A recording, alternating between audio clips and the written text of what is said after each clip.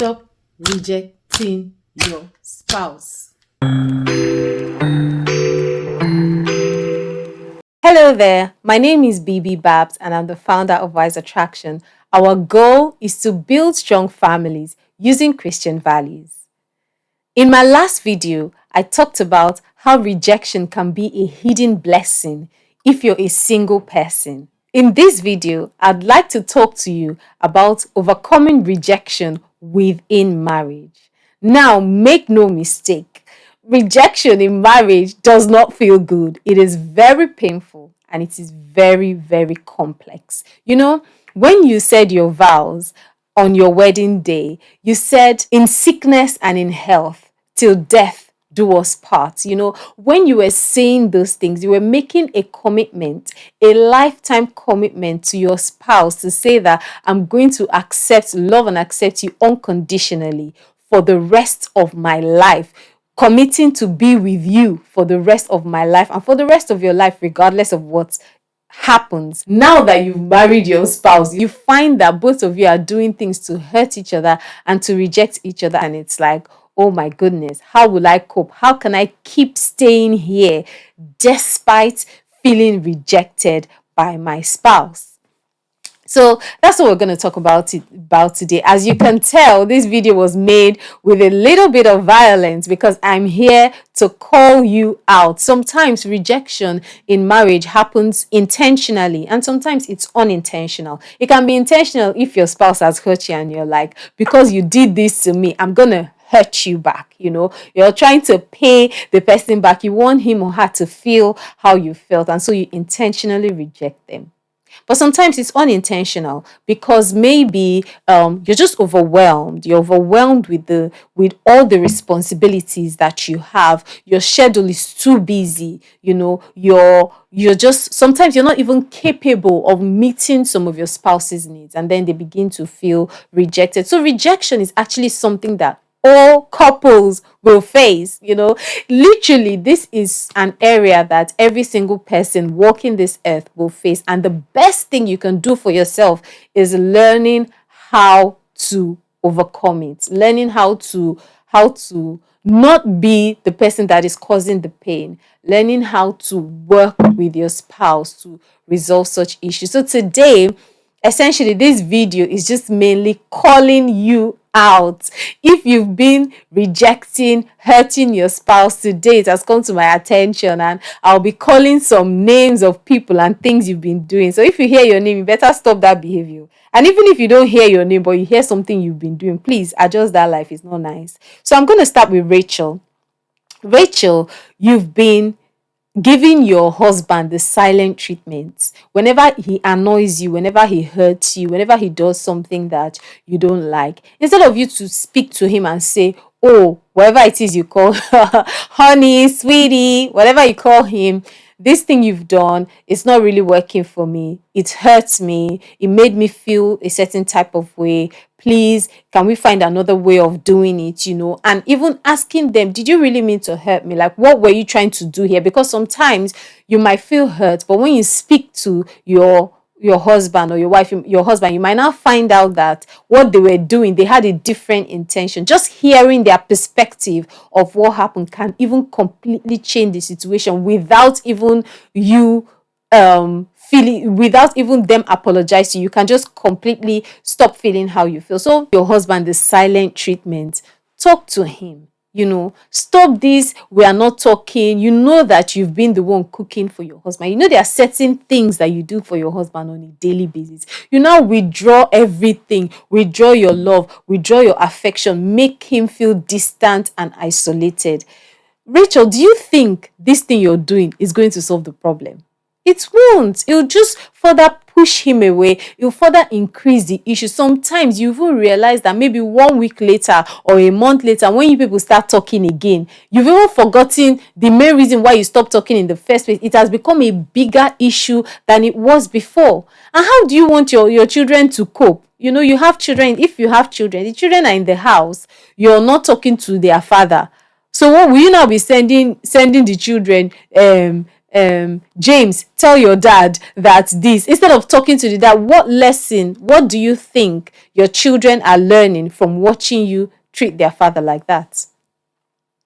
So Rachel, stop this. You're not solving the problem. You're adding to the problem. And I know that it's not just Rachel that is doing it. Emeka, you're also doing this. Somehow you learnt the attitude of malice. And then when something happens at home, instead of talking about it and resolving it, you stop talking to everybody. Start treating everybody like the enemy. Your wife is not your enemy. Okay, you guys, both of you are in this together. So stop that behavior. It's not nice. The next one I'm going to talk about now, the next person I'm going to call out is Jessica. Jessica, why is it that whenever you know that your husband wants to be intimate with you, he wants to have sex with you, that's when your tummy is hurting? That's when your head is aching you.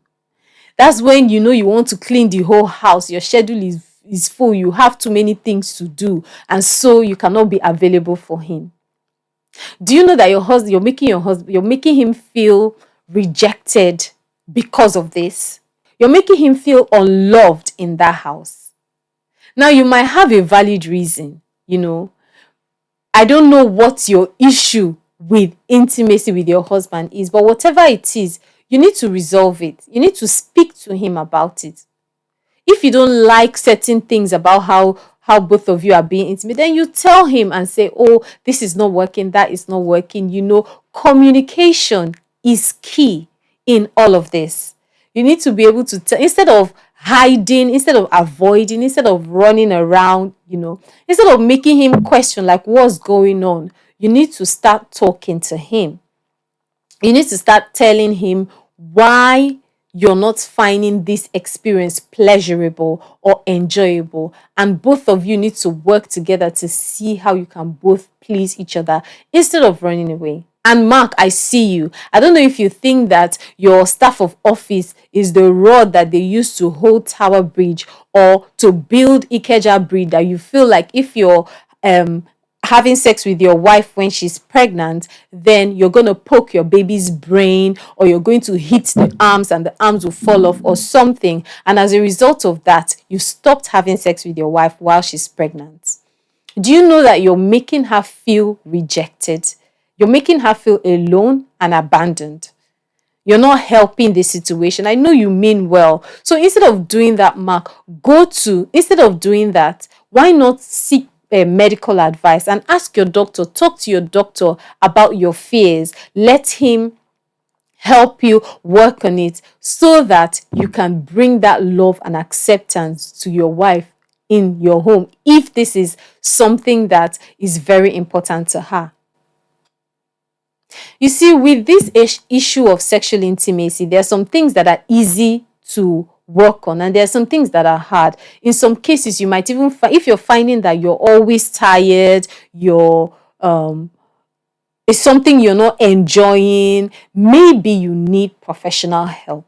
Maybe you should see a doctor. Maybe you should see a professional counselor and get the help that you need. I know that particularly with this area of sex, sometimes it's not that you're intentionally not wanting to be intimate with your partner. It's probably with things that you feel are outside of your control. But regardless of how you feel about it, even if your feelings are valid, the fact that your valid feelings is hurting your spouse or making them feel rejected is also a problem that needs to be dealt with.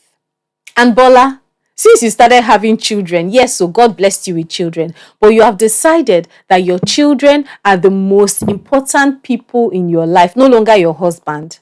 You have pushed him to the corner and all your energies, your love, your focus is on your children, to the point that even when you're celebrating them, you put photos on social media and you're like, oh, my world, and it's just your children that are there. Your husband is not there. You've withdrawn the love and the affection that you're meant to be giving him, and you've given it to your children. Children are a blessing from God, but they should never take the place of your husband in giving affection. If you've been hurt by your husband and as a result of that you decided to focus on the kids so that as a cover, instead of that, why not seek counseling, seek help, speak to your husband. Your first place is speaking to your husband about how he's hurting you, how he's making you feel unloved, and also hear from him. Communication in all these things, what is key is communicating properly, and if you're listening to this and you feel like, oh, this is what my wife is doing, or this is something my husband is doing, then why not also tell them in an open, honest, and in a kind way? Remember, you always need to need to speak with grace, especially when you're bringing all these hard topics up. Why not speak to them and say, okay, these are the things that are happening that is not working for me. It's making me feel hurt. It's making me feel unwanted. It's making me feel rejected. It's painful. It's hurting my emotions in this marriage. How can we work things out? How can we find a win-win situation? Also, James, you got married, but you're still doing this mommy's boy issue. Any little thing that happens, you've called your mom. Oh, mom, this happened, that happened. Before you tell your wife anything, before you do anything with her, it's like your mom is your best friend, or your mom is the one ruling your household. She's telling you what to do. She's telling your wife what to do. Even when your wife feels that things should be done differently within the household, you prioritize what your mom has said over what your wife has said, or your sister or your siblings. You're so close to your extended family that your wife feels like an outsider. James, you need to stop this behavior. You're making your wife feel rejected. You are not building your home. Your mother's home is already built. And I know that sometimes you might be doing this because you feel like, oh, but my mom is so precious to me. She gave birth to me. She's done this for me. My sisters, my brothers, we've been together for so long. We've always been so close. In fact, James, there are even some of you Jameses. There's some of you Jameses that you now even feel like your wife is trying to put asunder simply by her trying to take her place in her home. James, this is wrong.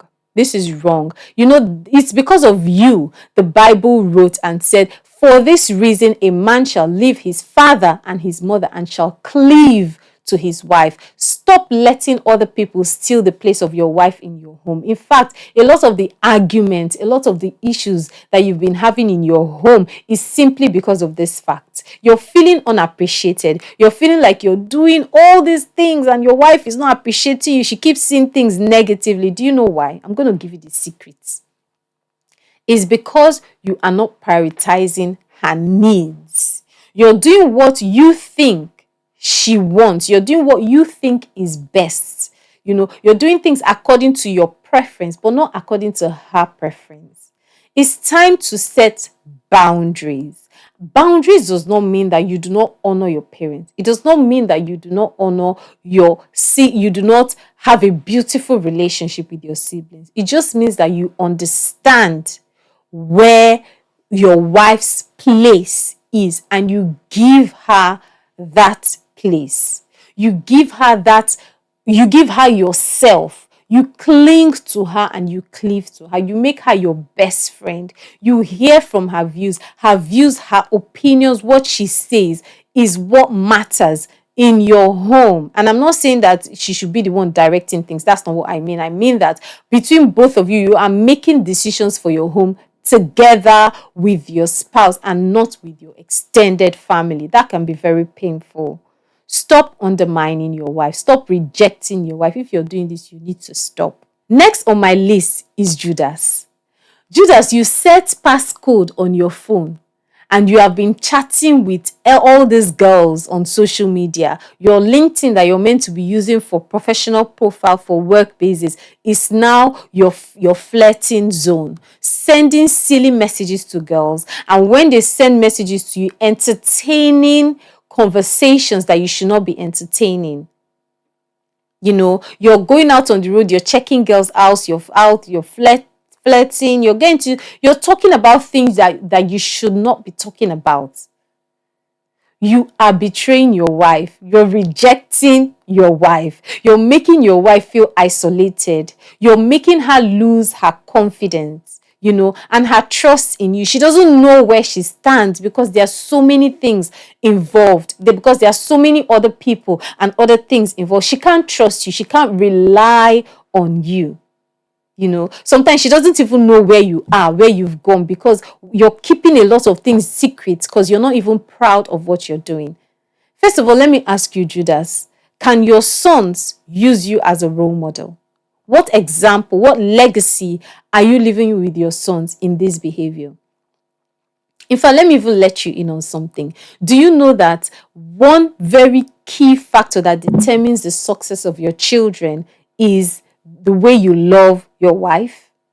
Because when you love your wife, she's able to pour out that love to the children and create a safe environment at home that becomes the foundation or the springboard for them to then succeed in other areas in their life because they grow confidence.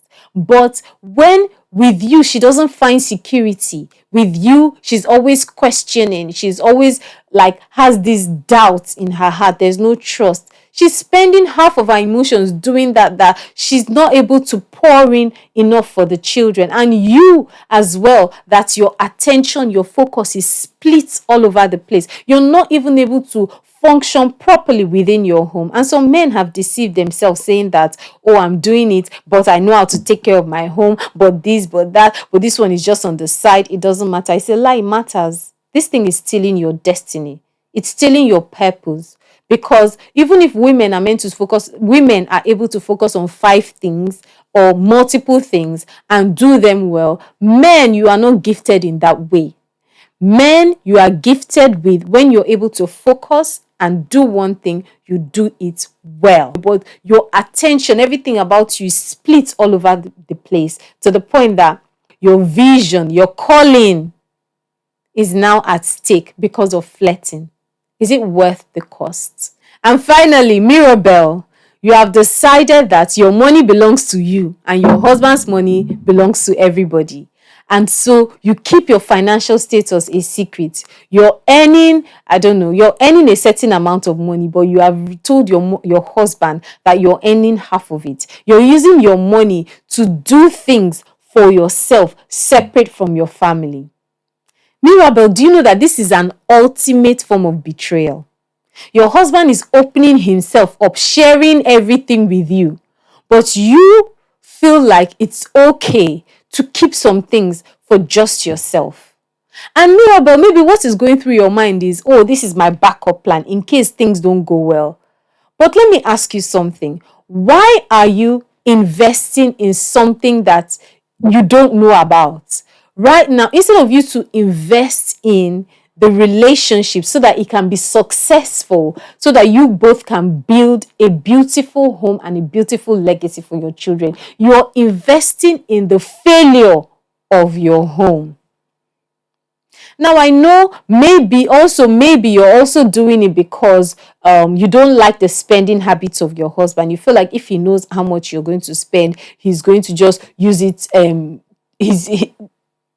The way he spends money is not good for your family. Then if that is the case, then what you're putting aside should be for your family and not just for yourself. It's okay if you have observed that sharing completely your finances has not worked for it. Now, I'm not talking about joint account. Please don't mistake. I'm not saying you should have a joint account with your husband. I'm talking about transparency where you both know your financial standing and you both make decisions together based on your understanding of your financial status. That is what I'm talking about. Now, if you find that your husband's spending habit is not the best, and then as a result of that, you decide to keep things on the side for yourself. Even when you're doing that, your mindset should be, is still for my family. It's for the rainy day, for my family as one unit, not for myself. And Bola, you are going shopping. Your husband decides to buy you an outfit or something. You go, you know the price of that outfit. You come back and you tell your husband that it's double the money. What are you doing?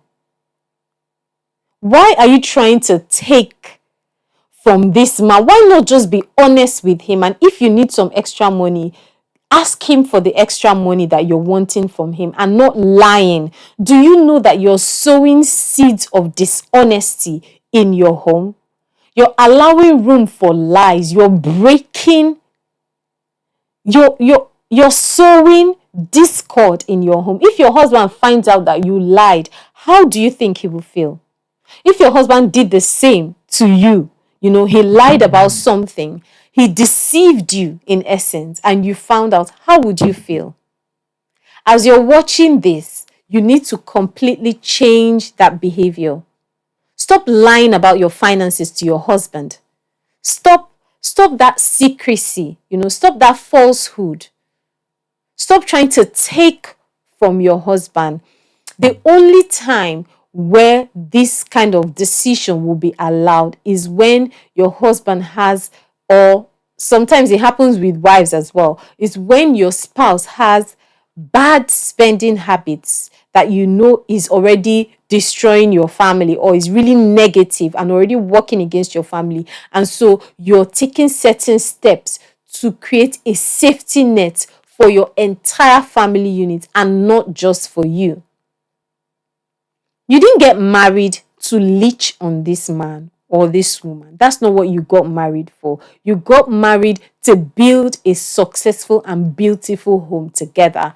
And John, you're also guilty in the sense that you are spent money that you're meant to, your finances, because you have side chicks and all these extra people out there that you're catering to. You're depriving your family. You have a family. Instead, you're not giving to your family. You're not serving, you're not investing your finances in your family.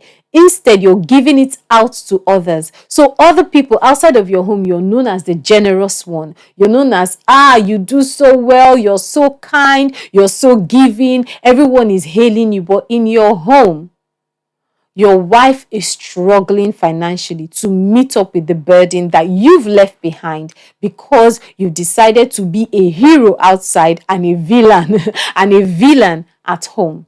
If this is your style, you need to stop. Stop rejecting your wife in this area and stop placing a burden on her. Money is a very important thing for keeping a home running. If you want to build a successful home with your wife, you need to get your acts together, financially speaking. You need to work together. Working together does not mean a joint account. It could mean for some people, but if it doesn't mean for you, that's fine. But the most important thing is financial transparency and joint financial decision making. Both of you critically looking at your finances and planning together what are the best things to spend your money on to build a successful home. So I hope you found this video useful. If any of the things I've said ties in with your experience, either you're the one rejecting your spouse in this way or your spouse is rejecting you in this way, then I suggest you have a conversation with them. Sometimes you might need professional help to resolve some issues. Don't be afraid. Don't be scared of getting help. Let your goal be, I want to build a successful home and I want to invest towards achieving this goal. Garbage in, garbage out. If you don't put in the work, you won't see the results. Successful marriages and successful homes don't make themselves. It's a product of intentional decision making. If you know any other ways that rejection happens in marriage, please feel free to share in the comment section. And if you have any other suggestions on how couples can overcome the pain and the hurt of rejection within a marriage, feel free to share in the comments. Thank you for watching, and I'll see you in my next video.